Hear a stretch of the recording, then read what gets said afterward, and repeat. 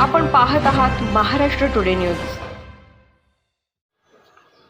नमस्कार, स्वागत आहे आपलं महाराष्ट्र टुडे न्यूज मराठी या वृत्तवाहिनीवर। पाहूया महाराष्ट्रातील काही विशेष घडामोडी।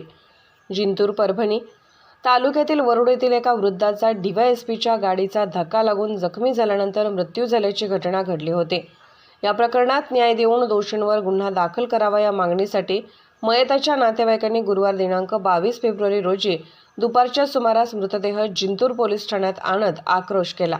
या प्रकरणात मृतदेहाची हेळसांड करून अवहेलना करत विटंबना केल्याने 50 जणांवर जिंतूर पोलीस ठाण्यात गुन्हा दाखल करण्यात आला आहे।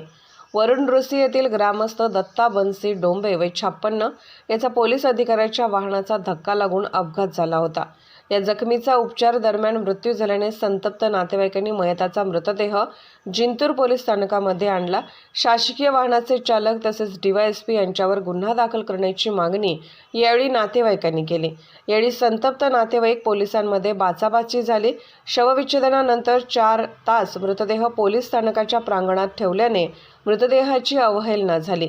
त्यामुळे पोलिसांनी गुन्हा नोंदवला आहे। गैरकायदेची मंडळी जमवून मृतदेह पोलीस ठाण्यात आणून घोषणा देत मृतदेहाची हेळसांड करून अवहेलना केल्याप्रकरणी 40 ते 45 लोकांवर सर्व राहणार वरुड तालुका जिंतूर यांच्या विरुद्ध सहाय्यक पोलीस निरीक्षक दीक्षा चंपतराव लोकडे यांनी दिलेल्या फिर्यादीवरून गुन्हा दाखल केला असून अधिक तपास सहाय्यक पोलीस निरीक्षक सय्यद यांच्याकडे देण्यात आला आहे।